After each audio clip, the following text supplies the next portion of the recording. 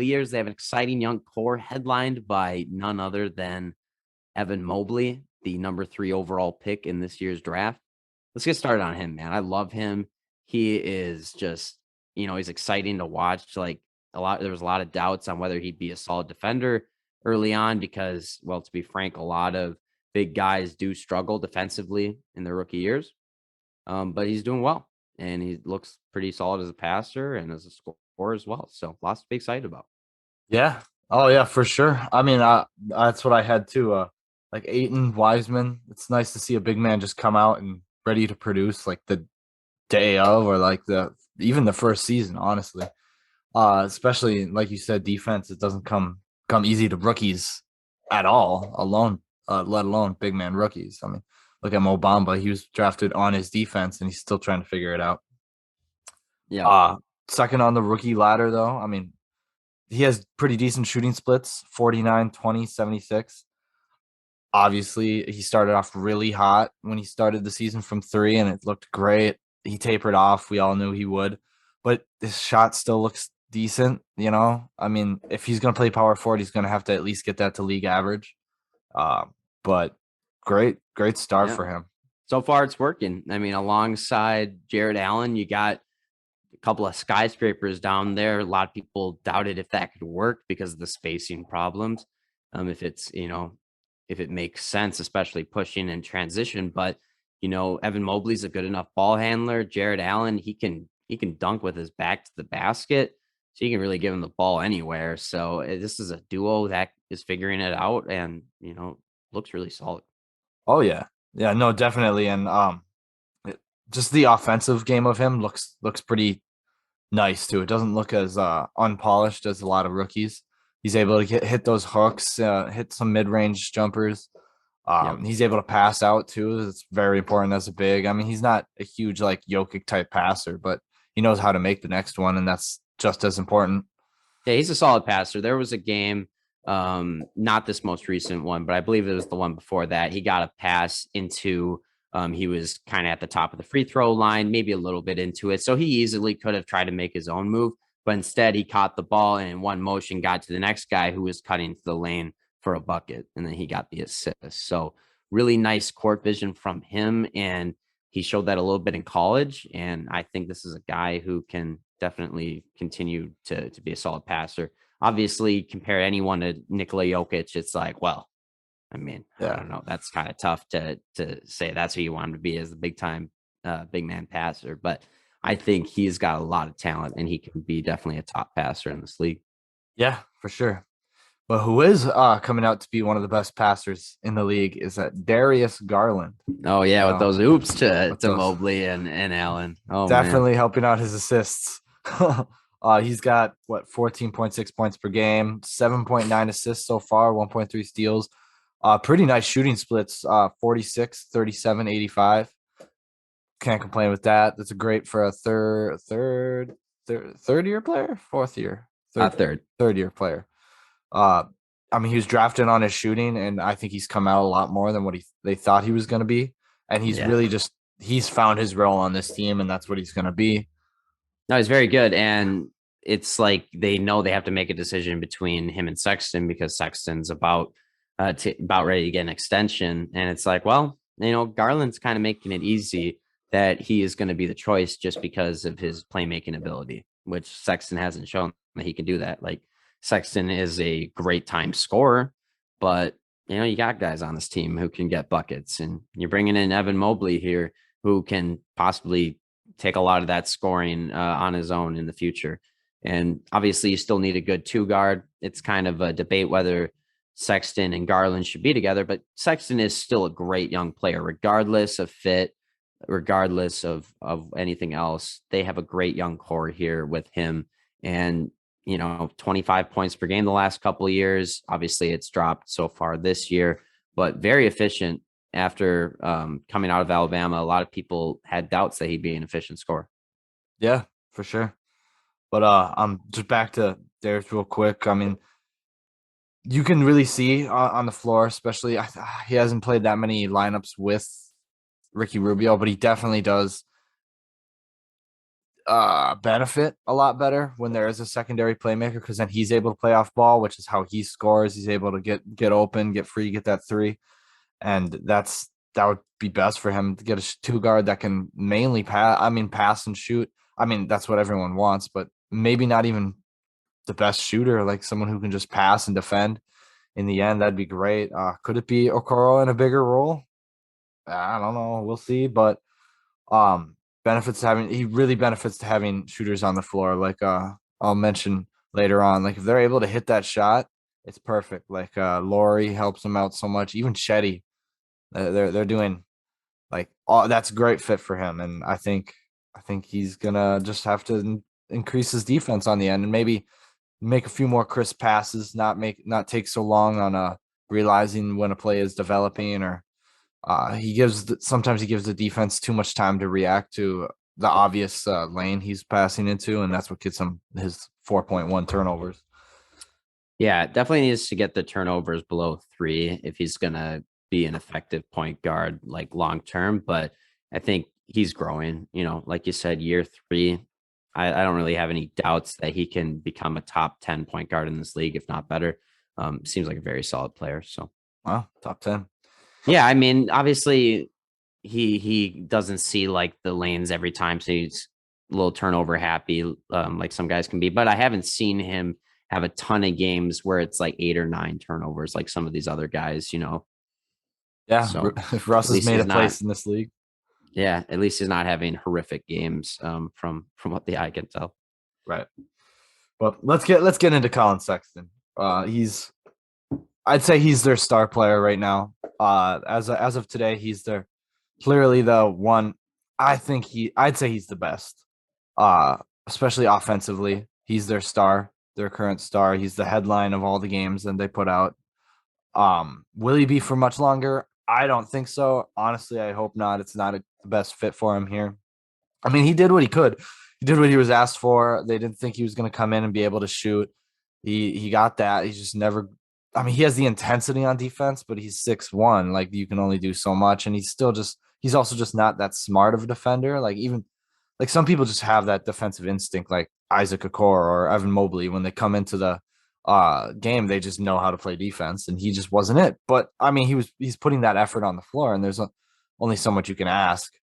But he really falls into this really hard area where he's short enough where he should play point guard, but he's not a good passer at all. And we've been waiting to see that step, and now he's down to 1.9 assists. He was up to 4 last season, but his turnovers are way below than what we want. I don't. I mean, it is hard to take this season so far in a sample size, because when you play for a franchise that's obviously not behind you anymore, it's hard to get that ball rolling. When it's hard to get excited about games when you know that you're just a piece away from getting traded. Someone becomes Yeah, available, you're on that trade block. but it's not like they're totally not buying him to that fact. I mean, there was a report recently that they were willing to offer him somewhere around like the 111 to 120 million dollar range, but he wanted more of like what Shea Gilgeous got, like the 167 range. And I could see a team you, paying to that. like I could see him being worth that absolutely, but they clearly want him. They just want him for a certain price. Or maybe do you think they know he's not going to accept that, so they're just putting an offer out there to say that they are? I think I think they understand when you have a team like that, especially Cavs in a small market. You have, even though he's not the best fit, like you do have to offer him. In worst case scenarios, you get a trade into some. I mean, he's still Yeah, what, six? I think it's a $6 million contract. It's actually really hard to right. trade for the value he's at. So But you like when you're sign him and try that to trade him away. when you're that far apart in negotiations, like they know that he's not going to accept it. So are they really offering it in good faith, or are they just offering it so that the PR and the NBA media picks it up and says, "Oh, well, they were interested to a certain degree." It's better than not putting an offer out at all. I mean, it does help. I mean, when you're looking at behind the stage, when it comes to other this free agency, when he's out there, it's going to help that, like, if they ever want to try to do a sign and trade, that like they don't think the other team doesn't be like, oh, you don't value him at all. It's not you didn't even offer him a contract. We can lowball you on a sign and trade and get that deal done, rather than be like, oh, you offered him a contract. You have hold value in him. Obviously, it's just a Yeah. very small part, but I don't. But I think it's more like, I mean, they saw like he did everything they needed. Like came out 25 per game score for the last like 2 years, 24, 25. He's been really good for them. He's tried. He's never they've never had issues with him. Hmm. It's always been like this guy's showed up, he's worked, and it's just that he's just no longer a good fit with the rest of the team. And I think they know that. I think that's like this is the minimum that we're gonna pay you, but we don't want to pay you more than that because they know about the fit. I think it For just comes sure. down to that. Yeah. Yeah. So you agree with me. I get it. Um, Other guys on this team, Isaac Okoro is a young dude. Got drafted, I think fifth overall was it? So, or maybe sixth or something, but it's pretty Fifth or high. sixth. Yeah. So, he's a guy that you expect to get some more playing time here as they want to get some value on that and prove that he was worth it. I mean, I suppose this is only his second year, but regardless, you look for a second year leap out of a guy. You don't have the rookie year excuses anymore. Yeah. I mean, he did lose his spot to Laurie Markkinen after that trade, so he's now coming off the bench. He hasn't been looking that great. I mean, immediately when you look at it at the stats, 7 points per game, 2.8 rebounds, 1.8 assists, 5.5 steals, point 0.5 blocks. Shooting of 48, 20, and 50. I mean, he's a wing. He's got to be shooting more than 20. He's making very little. But I'm guessing it's very his small sample size. I mean, probably yeah, like he two of 10. he's only So played in 6 games. I think it was like 18 minutes in each. Um, yeah. so he's easing back. I think he was injured and off the play preseason or the summer league. I forget which, but it's still not. He's not looking the most polished coming off. He does have a defensive rating of 107 in those 6 games, so he is doing what he's supposed to be, like what he was drafted to be. That's there still. Like he's still a really nice defender, and that's what they need, honestly, in this with this team. But Sounds like he's basically Josh Okogie right now. yeah, actually, very much like it. But he's a little more of a better fast break scorer. I mean, if you get it in the fast break, a lot of times he'll be able to finish it. So he can dribble a little bit. Yeah, He he can. can at least control the ball. Yeah, on a rare occasion, he can take some players off the dribble and do There some you go. decent. Not the best defenders, but he can still take them off the dribble and makes Yeah. something. I mean, 7 points per game off Yeah. 18 is it's all right. As Being long the as you're not stumbling and fumbling all over the place and not giving yourself an opportunity. Yeah, for sure. So he's a decent piece, but I think the most valuable piece so far this year has been Jarrett Allen.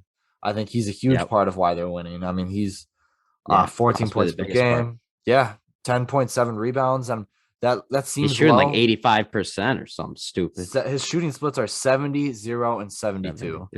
70. 70% as his field goal. Like Yeah. that's fucking crazy. But Sure. no, he's when you look at his rebounds, it's 10, but you got to remember like Mobley's averaging 8 assists. Usually you don't get a power forward that's also averaging close to 10. So they're just gobbling up all these rebounds. They have this big man thing going on. It's great, but he's been on a roll for half the year. He's been in this system ever since Drummond left. He just took it over. He's been doing great with it. Does nothing to space the floor, but that's why they're pushing shooting so much in their wings and their Yeah. and Yeah. Mobley because It's a big reason they traded for Markkinen. You yeah, know. huge reason. They need to be able to space the floor, but 2.7 offensive rebounds is a career low, but like I just said, like that's nothing to be too scared of. He's sharing a front court with Evan Mobley, a 7 footer who's actually taller than him, but he's 6'11", so that'll eventually go up. I mean, it'll go up or stay the same. I don't think that hinders the team at all. Um, but he's just been great, crazy efficient. He's looked really nice next to Mobley. That's the weird thing for me is like when I first heard about that, we talked about this in the draft before the draft. I don't think that Mobley and him were going to be a good fit, but they look strangely like comfortable together. Yeah, Uh, I mean, everybody in the world thought that was going to be a really questionable fit because you just don't put two guys that tall next to each other. It's just usually a recipe for disaster because they're too slow. But it works out because Evan Mobley has a ball handle. Jarrett Allen cleans up anything that comes off the glass, and he puts in just about everything you give to him. So, And you can hold down the defense. Yeah, within the they're paint. both good. Yeah, they're both playing very well on defense. So this is a duo that could work out. Maybe we're seeing a new revolution here. Maybe Chet Holmgren and Victor Wembanyama will end up on the same team.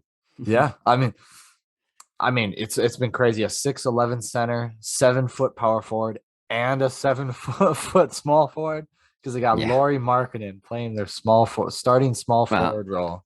But then it works out that Garland and Sexton are like a combined 5'5" together. Well, yeah, yes and no. I mean, you still have the guards that are taller guards, but like Beal's a pretty tall guard. He's about 6'4", 6'5". We're just talking about the Cavs right now. I'm talking about defending though. Oh, defending, yeah. Yeah. But Lauri Markkanen, I mean, he in some games he's looked awesome. Some games he just hasn't. About 13 points per game, 6 rebounds. He is getting 1.3 three steals. Is not good right now, and that'll start falling. 28%. I think we all know that'll go back up. It's just new team. First 6 games on a new team. Small sample. He'll pick it up. I'm not too worried about that. Yeah. And once that goes up, his points per game will go up too. Yeah, I mean, he's still shooting 86 from the line. Typically, 3-point percentage follows free throw percentage. So I'm not too worried there, like you just said. But it's the 36% from the field. I mean, he's about half his shots are threes, so it shouldn't affect it that much. Whereas he's at 36, but it does hurt. But he's got a clumsy handle.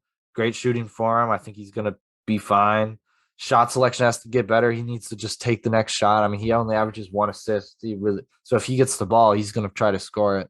He's taking too many of these contested jumpers where he just got to move it. One more pass. Just make the next pass, man. Yeah, just needs to be a better teammate. Yep. He's obviously wants to prove the people in Chicago wrong and have a big season. So, he's probably a little, gun happy, wants to get it going. So, but I think he can turn it around. Just needs some better coaching in his ear. And I think they got a solid guy this year in JB Bickerstaff, dude who finally got his shot after being an interim for like 3 or 4 different teams. So this is good. This is a good team. It's cool to see Cleveland playing well without LeBron. We'll see how long they can keep it going this year. If they can make it to the play-in, that'd be awesome. I would love it. Yeah, for sure.